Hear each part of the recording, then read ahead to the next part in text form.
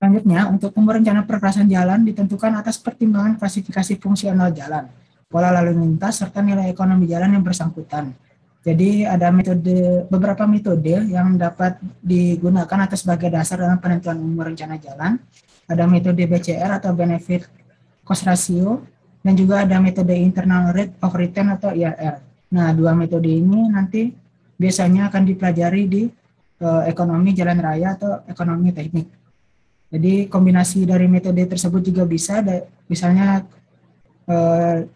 antara metode BCR atau Benefit Cost Ratio dan Internal Rate of Return. Kemudian dari kombinasi tersebut menghasilkan nilai, nah itu bisa juga digunakan. Namun hal tersebut juga tidak lepas dari pengembangan wilayah. Misalnya wilayah tersebut untuk kedepannya akan pengembangannya seperti apa, maka itu berpengaruh juga terhadap umur rencananya. Jadi umumnya umur rencana pada perkerasan kaku ini paling sedikit 20 tahun dan paling banyak itu untuk umur rencananya sebanyak 40 tahun.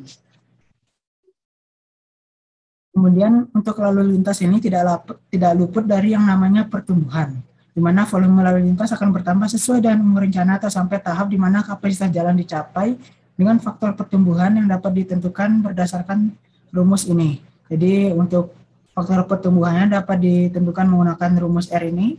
Jadi ada laju pertumbuhan lalu lintas per tahun. Nah, kemudian untuk laju pertumbuhan lalu lintas per tahunnya ini biasanya didapatkan dari data lalu lintas minimal 3 tahun agar bisa mendapatkan laju pertumbuhan lalu lintasnya. Jika lebih banyak lagi data lalu lintasnya, misalnya 5 tahun, 10 tahun, nah maka akan lebih bagus lagi untuk menentukan laju pertumbuhan lalu lintasnya ini. Kemudian untuk faktor pertumbuhan lalu lintas dapat juga ditentukan menggunakan tabel ini. Jadi selain rumus R ini dapat juga menentukan tabel ini. Misalnya umur rencananya 15 tahun. Kemudian didapatkan laju pertumbuhan per tahunnya itu misalnya 2%. Dan umur rencananya 15 tahun, maka dapatkan faktor pertumbuhannya ini 17,3. Atau misalnya jika lebih teliti lagi atau laju pertumbuhannya ini misalnya 2,17 atau 4,25, maka dapat menggunakan rumus R ini. Namun, apabila setelah waktu tertentu, pertumbuhan lalu lintas tidak terjadi lagi, maka R dapat dihitung menggunakan rumus berikut ini. Misalnya untuk contohnya pada suatu ruas jalan tol, nah itu misalnya direncanakan untuk pertumbuhan lalu lintasnya hanya sebesar 20 tahun, dan setelah 20 tahun itu diasumsikan tidak terjadi pertumbuhan lalu lintas lagi atau jumlah lalu lintasnya itu stabil. Jadi tidak ada pertumbuhan yang signifikan. Jadi mendapatkan rumus berikut ini atau menggunakan rumus berikut ini. Sehingga nanti didapatkanlah sebuah lalu lintas rencana, di mana lalu lintas rencana ini merupakan jumlah kumulatif sumbu kendaraan niaga pada laju rencana selama umur rencana, meliputi proporsi sumbu serta distribusi beban pada setiap jenis sumbu kendaraan. Beban pada suatu jenis sumbu secara tipikal dikelompokkan dalam interval 10 kN atau 1 ton, bila diambil dari hasil survei beban.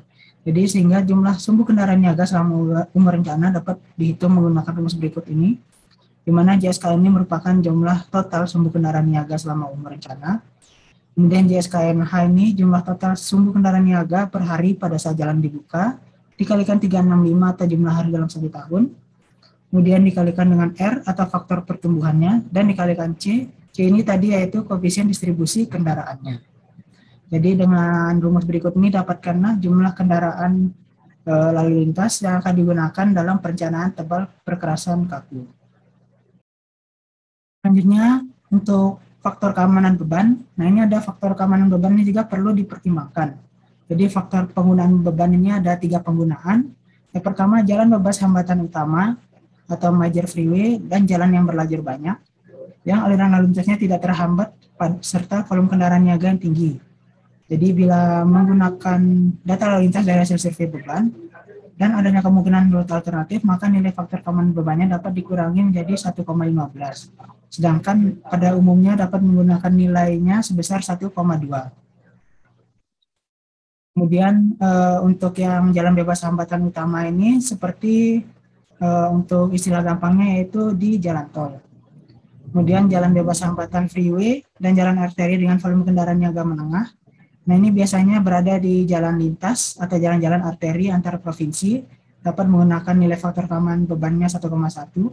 Kemudian jalan dengan volume kendaraannya agak rendah, atau jalan yang jarang dilewati kendaraan berupa truk, namun jalan tersebut akan dilakukan perkerasan kaku, maka nilai faktor keamanan bebannya itu sebesar 1. Dan untuk pertemuan kali ini, jika terdapat hal yang belum jelas mengenai lalu lintas rencana pada perkerasan kaku, silakan ditanyakan. Terima kasih. Assalamualaikum warahmatullahi wabarakatuh.